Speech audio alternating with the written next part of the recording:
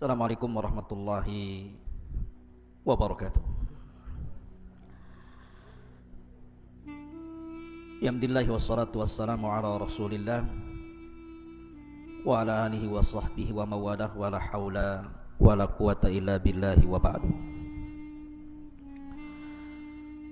Ma'asyiral muslimin yang dimuliakan Allah Subhanahu wa taala, santri ikhwan yang semoga dimuliakan Allah Subhanahu wa taala. Alhamdulillah, malam ini kita bisa kembali duduk untuk bertalabul ilmi. Kemudian salawat tering salam tak lupa kita haturkan kepada Rasul kita Muhammad sallallahu alaihi wasallam. Pembahasan malam ini adalah bicara tentang alam jin. Jadi malam ini kita bicara tentang masalah jin. Apalagi kita di hutan ini banyak jinnya. Jadi biar kita tahu alam jin itu seperti apa. Ma'asyiral muslimin yang dimuliakan Allah Subhanahu wa taala. Bicara tentang jin,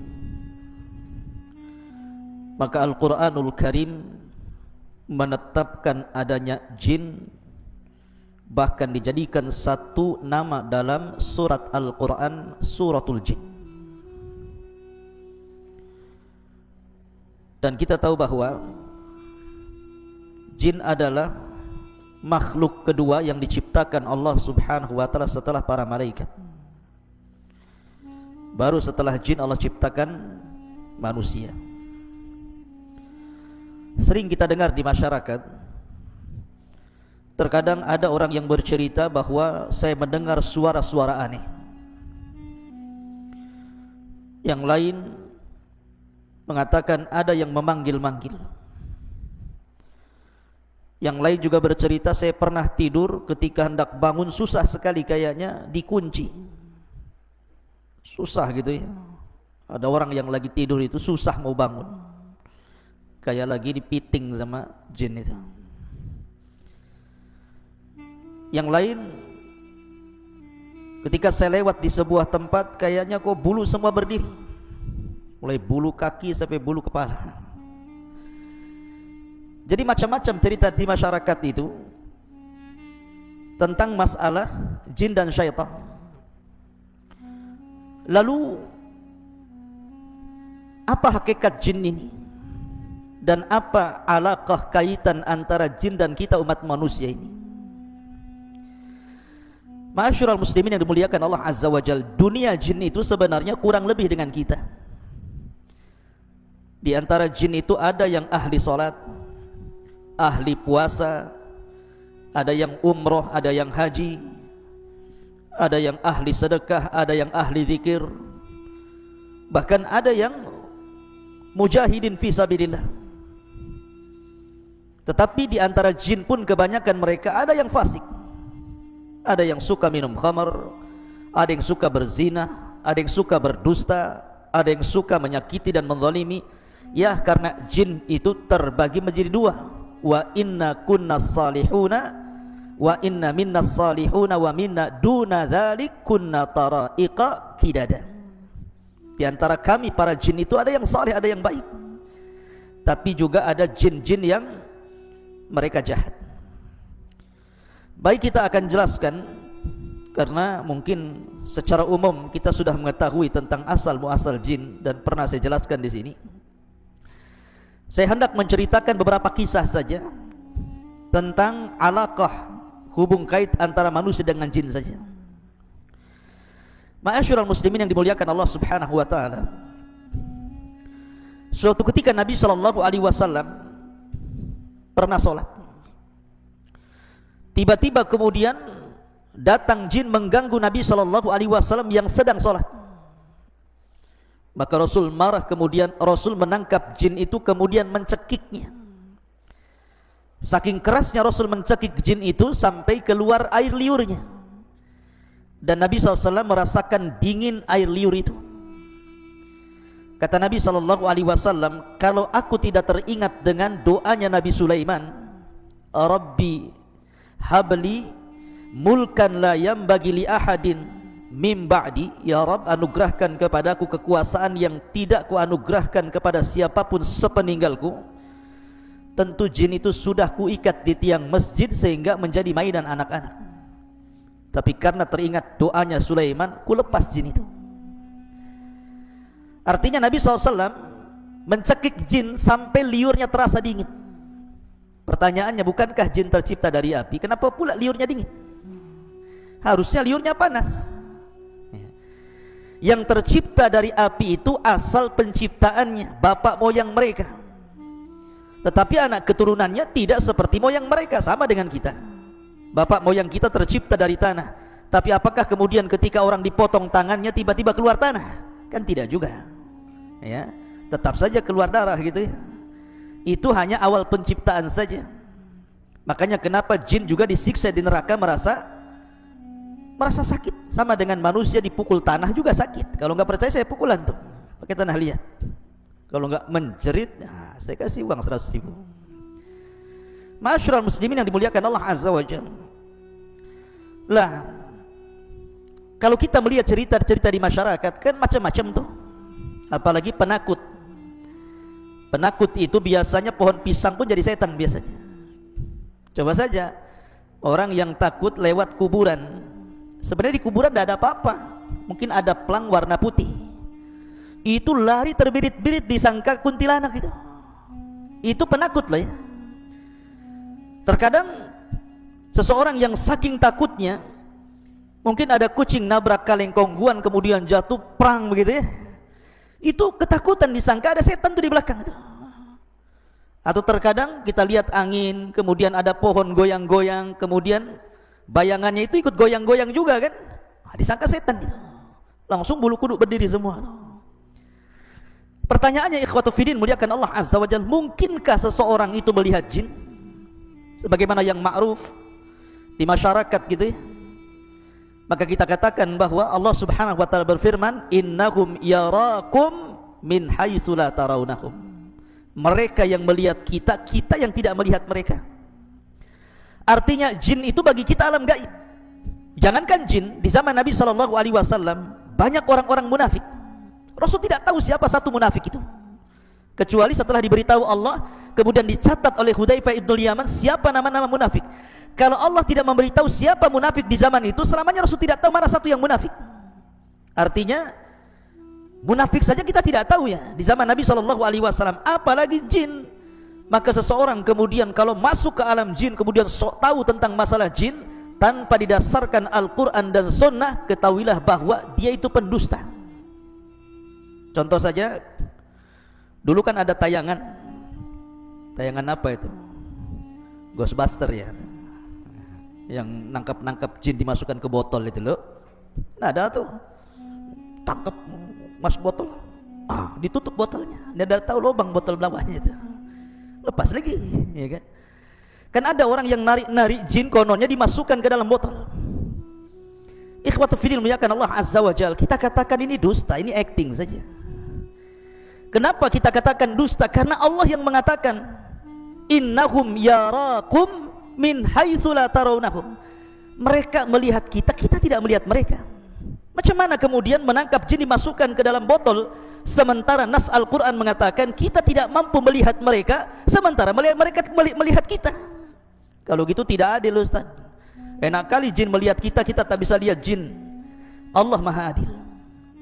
Ketika di dunia kita tidak bisa melihat jin dan jin bisa melihat kita, kelak di sorga Allah balik alamnya, di mana kita bisa melihat jin dan jin tidak bisa melihat kita. Itulah kebalikannya dan keadilan Allah Subhanahu wa taala. Akan tetapi ketika jin-jin itu tasyakkul, beralih rupa, maka kita mungkin melihatnya. Bisa saja seseorang kemudian melihat ada burung hantu disangka hantu, kan ada hantunya, burung hantu. Kemudian kucing garong warna hitam disangka setan, ya kan? Padahal garong dia, ya. Jadi mungkinkah kemudian jin-jin itu tasyakkul dan seseorang bisa melihatnya?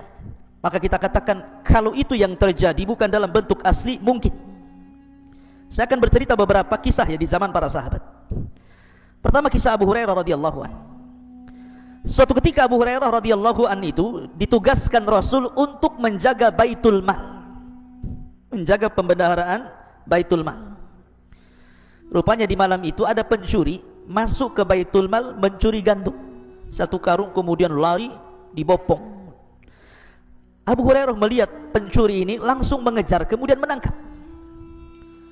Rupanya pencuri ini adalah orang tua dan mengatakan, "Ya Abu Hurairah, ana syaikhun kabir, faqirun, dzu iyalin, wa ma ataituka illa min hajatin, wa ma asabtu syai'an dunak, ma ataituka bla bla bla bla." Bahasa kita ya. Maka syaitan mengatakan, ataupun orang ini mengatakan pencuri ini, "Ya Abu Hurairah, saya ini orang tua, fakir, punya keluarga, dan saya tidak mungkin mencuri kecuali karena sebuah hajat kebutuhan, karena mereka butuh makan, makanya aku terpaksa mencuri. Lepaskanlah Abu Hurairah." Akhirnya Abu Hurairah karena kasihan dilepaskanlah pencuri ini. Keesokan harinya berjumpa dengan Rasul.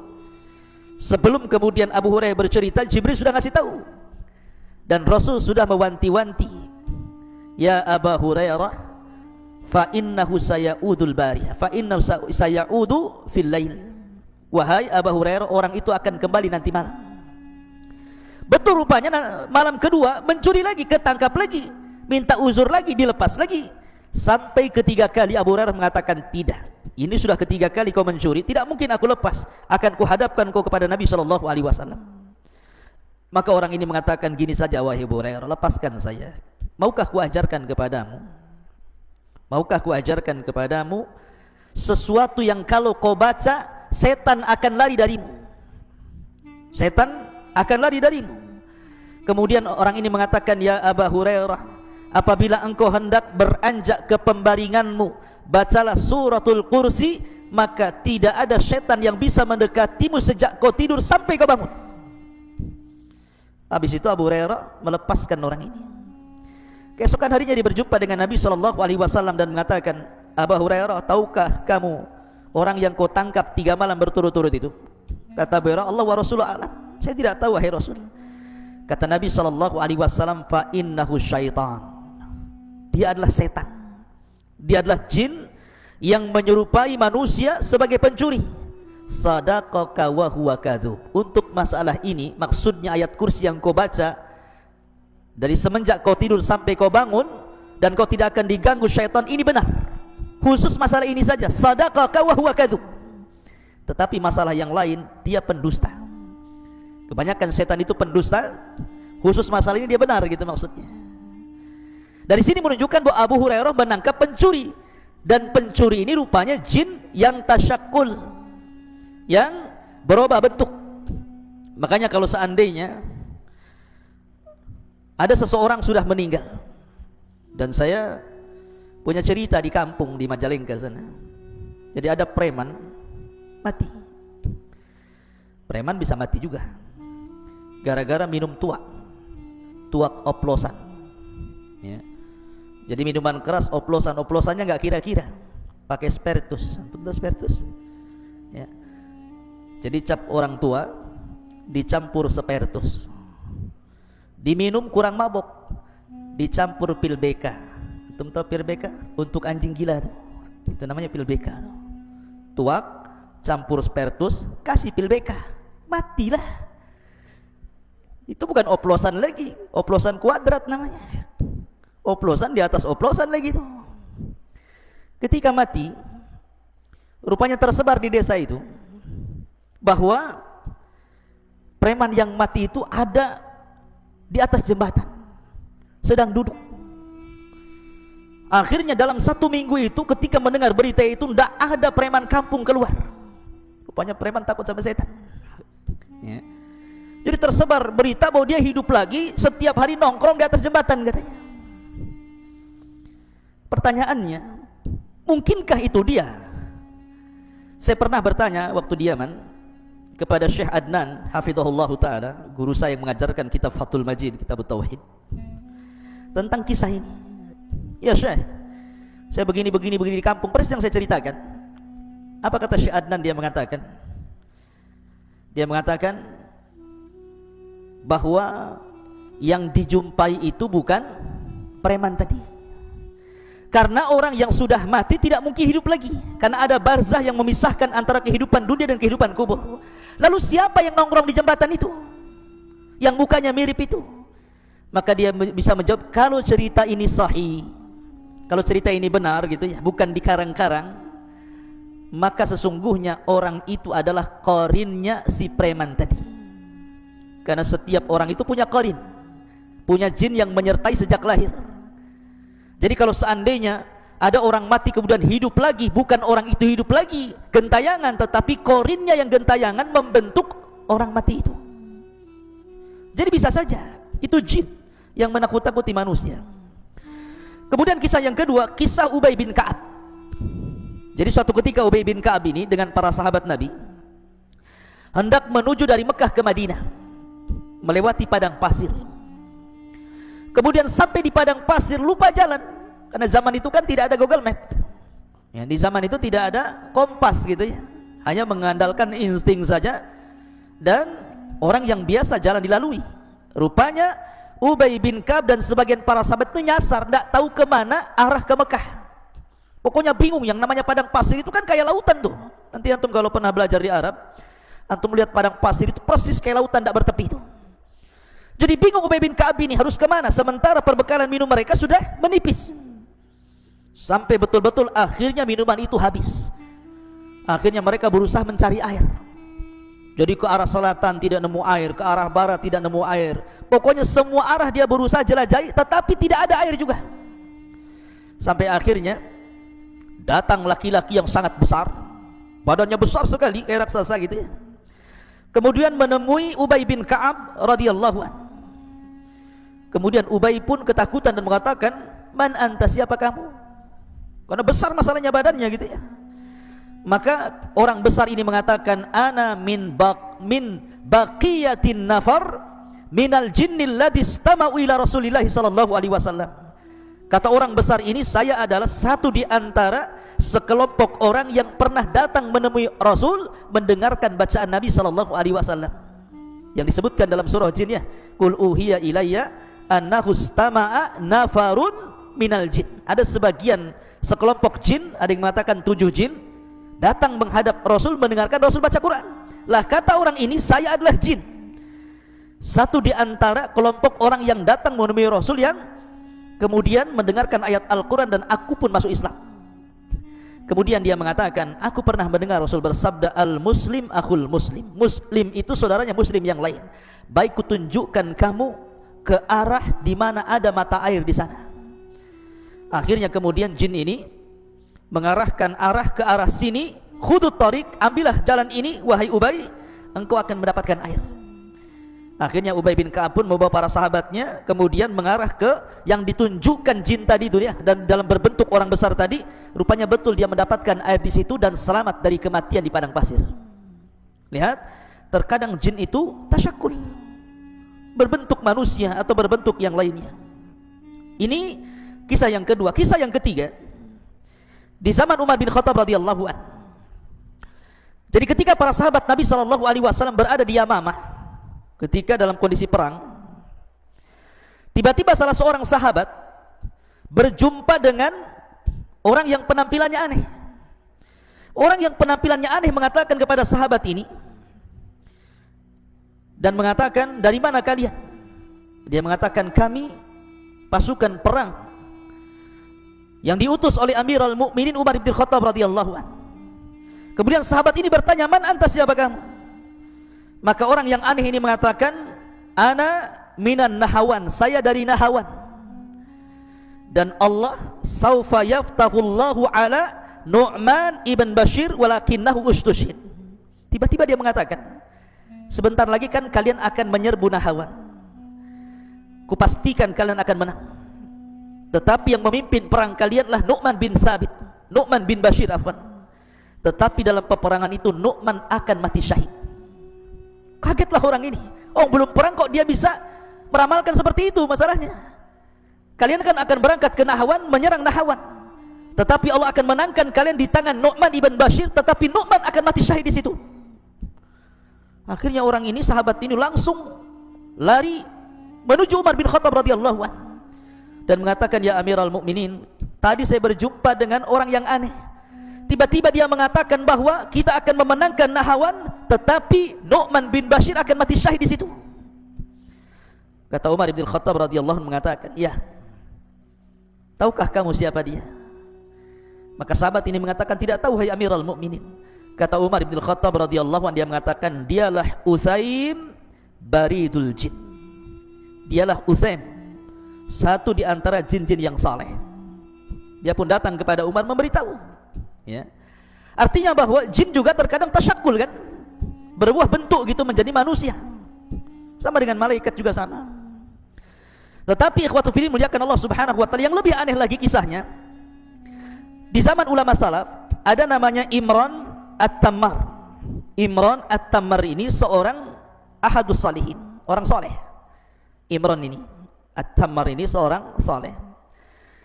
Jadi dia punya majelis taklim bersama syekhnya namanya Al-Hasan Al-Ja'di. Jadi ada seorang alim ulama besar namanya Al-Hasan Al-Ja'di. Jadi Imran ini suatu ketika dia ingin menghadiri majelisnya Al-Hasan Al-Ja'di, majelis di waktu fajar. Jadi Hasan Al-Ja'di ini biasa membuka majelis taklim setelah subuh. Datang dari mana-mana. Dan dia takut ketinggalan sehingga dia tidak mendapatkan tempat duduk di depan. Maka dia datang pas bertepatan malam itu, malam Jumat, dia datang pagi-pagi buta.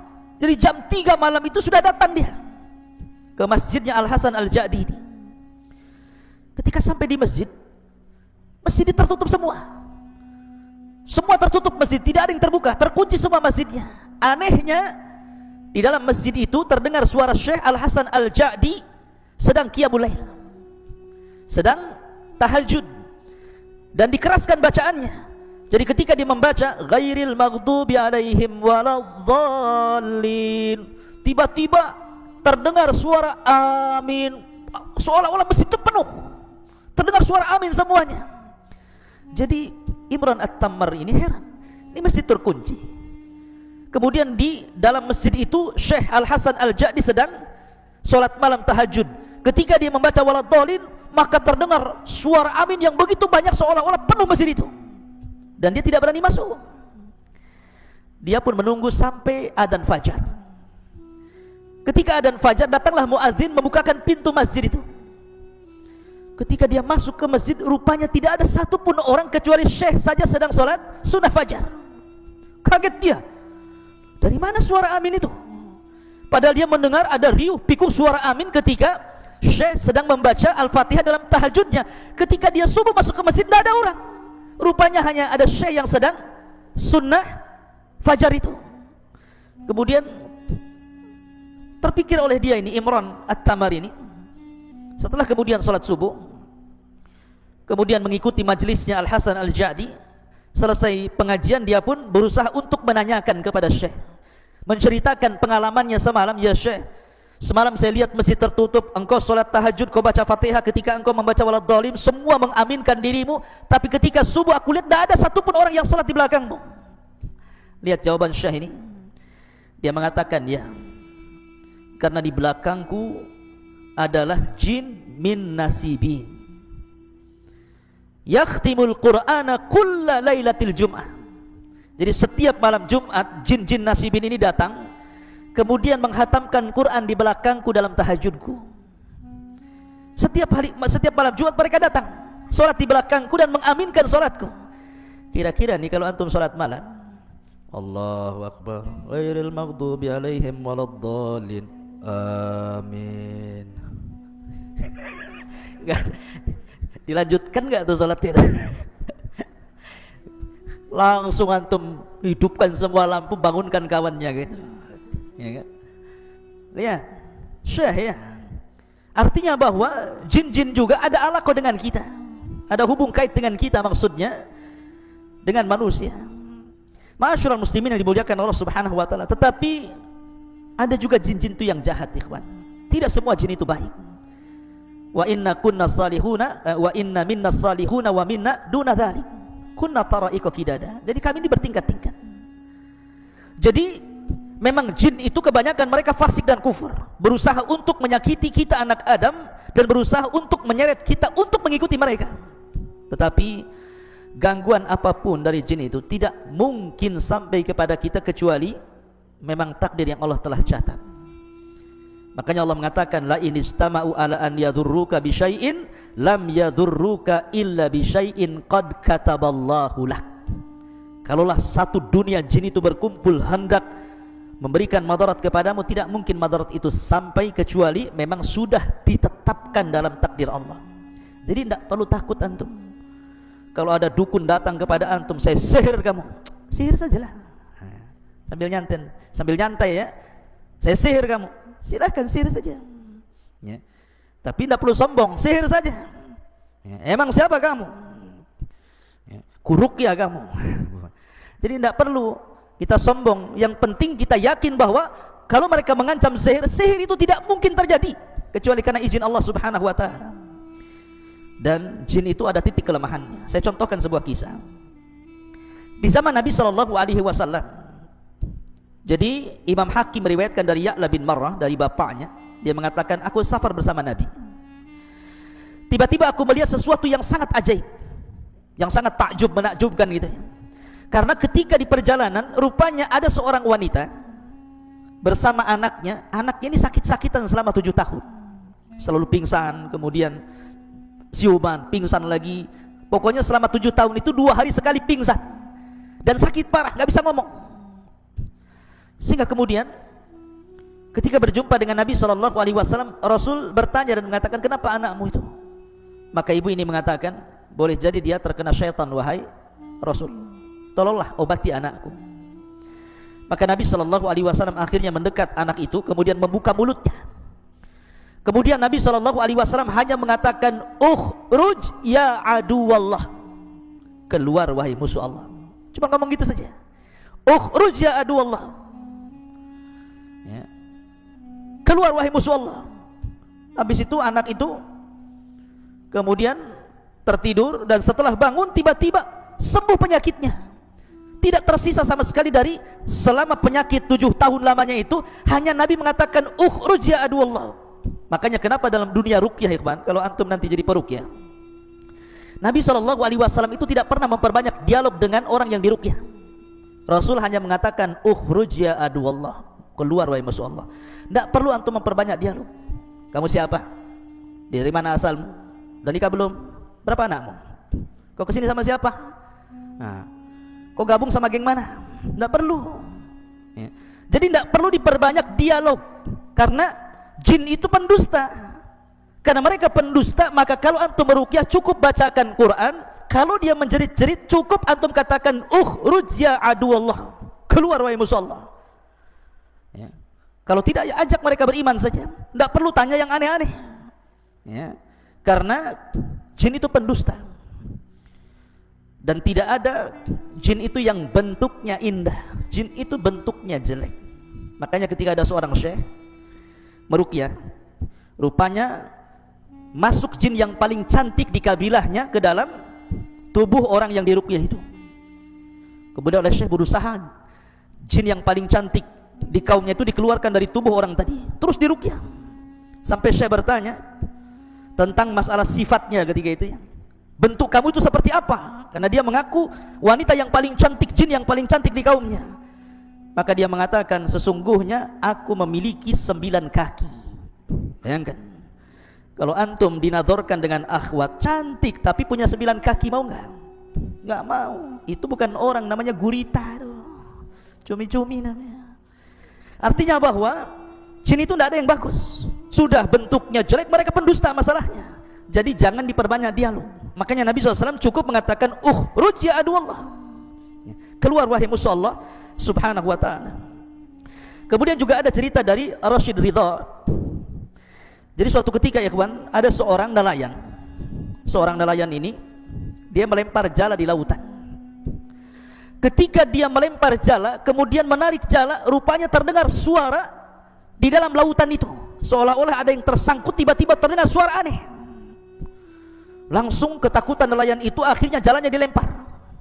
Karena ketakutan dilempar jalannya. Kemudian dia pulang. Sejak peristiwa itu, sang nelayan akhirnya selalu diganggu oleh jin. Akhirnya dia sakit-sakitan sampai tidak bisa bicara. berusaha dokter mengobati juga tidak bisa, kemudian para peruqyah juga berusaha meruqyah juga tidak sembuh-sembuh, sampai akhirnya dia datang kepada Syekh Rashid Ridha. Kata Syekh Rashid Ridha ketika itu, hanya membacakan satu ayat saja, fasayakfikahumullahu wa huwas samiul alim. Fasayakfikahumullahu wa huwas samiul alim. Tiba-tiba kemudian semua jin yang ada di tubuhnya keluar, dan Allah subhanahu wa ta'ala takdirkan dia sembuh. Artinya bahwa ada jin-jin itu yang suka mengganggu manusia, yang suka mengganggu manusia. Lah kenapa kemudian jin itu bisa masuk ke tubuh anda, ke tubuh kita, yang sampai akhirnya ada orang yang kesurupan? Banyak penyebabnya kata para ulama. Bisa saja karena jin itu sudah terlampau cinta dengan antum sehingga dia masuk ke tubuh antum. Kok bisa Ustaz? Dia cinta sama kita, surat menyurat pun tidak, pandang memandang pun tidak, ta'aruf pun tidak. Macam mana kemudian dia cinta dengan saya gitu? Kata para ulama, salah satu penyebabnya adalah ketika antum masuk ke kamar mandi, kemudian lupa membaca a'udzubillah, berlindung kepada Allah minal khubthi wal khaba'ith. Ya. Kalau orang lupa berlindung kepada Allah dari khubthi, setan laki-laki, wal khaba'ith, dan setan perempuan, maka dipastikan ketika antum telanjang di kamar mandi itu, maka aurat kita bisa dilihat oleh syaitan. Tetapi kalau seandainya kita sebelum masuk kamar mandi kita membaca doa perlindungan kepada Allah minal khubthi wal khaba'is, dari setan laki-laki dan perempuan, walaupun telanjang bulat di kamar mandi itu, maka tidak ada satupun jin yang sanggup melihat aurat kita. Lah orang yang tidak pernah membaca doa ketika masuk khala, masuk kamar mandi, maka dia setiap hari jin itu menonton aurat kita. Karena setiap hari menonton aurat kita, akhirnya jatuh cinta. Kalau sudah jatuh cinta, maka dia tidak mungkin melepas kita. Ini salah satu penyebabnya. Yang kedua, atau karena dendam. Dendam itu maksudnya karena mungkin di antara kawannya dibunuh atau saudaranya dibunuh. Makanya kenapa Nabi SAW mengajarkan kepada kita, kalau antum kencing di alam terbuka, di hutan Jabal Uhud ini atau di mana gitu kan, jangan diarahkan ke lubang. Siapa tahu lubang itu tempat bersarangnya jin. Karena jin itu kan ada 3 jenis tuh. Ada jin yang berupa memiliki sayap, bisa terbang kemana-mana. Ada jin itu yang berupa anjing ataupun ular. Ada juga jin itu yang hidup di lubang-lubang. Makanya jangan kencing sembarang ke lubang gitu ya. Nanti di situ sarangnya jin, ngamuk dia. Sekarang logika saja, kalau antum di kepalanya dikencingi, marah nggak antum? Marah lah. Nah, antum dikecingi Noval memakai kepalanya, marah nggak sama Noval? Marah. Ya. Jin juga sama, kalau dikencingi ya marah gitu ya. Makanya jangan kencing sembarang kalau di ruang terbuka itu, karena bisa saja akhirnya karena marah balas dendam masuk pula ke jalan darah kita, kesurupanlah kita. Atau mungkin dia itu masuk ke tubuh orang itu karena iseng saja. Ya, iseng-iseng saja masuk ya, karena dia suka ngelamun, karena dia suka mikir gitu ya, dan tidak pernah berzikir, tidak pernah baca Quran, masuk dia ke tubuh kita. Makanya ikhwatu fillah muliakan Allah subhanahu wa ta'ala, maka jin-jin itu memungkinkan berbuat apa saja. Dan yang lebih bahaya kalau seandainya jin itu suruhan tukang sihir. Dia bisa membuat kita sakit, dia bisa membuat kita mati, dia bisa membuat kita bercerai dengan suami istri, dia bisa membuat kita macam-macam jadi jahat gitu ya. Maka itu lebih bahaya lagi. Oleh karena itulah maka banyak-banyaklah berlindung kepada Allah subhanahu wa ta'ala. Wallahu a'lam bishawab. Ini diantara beberapa kisah tentang alam jin. Mudah-mudahan ada manfaatnya. Subhanakallahumma wa bihamdika, asyhadu an la ilaha illa anta, astaghfiruka wa atubu ilaik. Allah ta'ala. Assalamualaikum warahmatullahi wabarakatuh.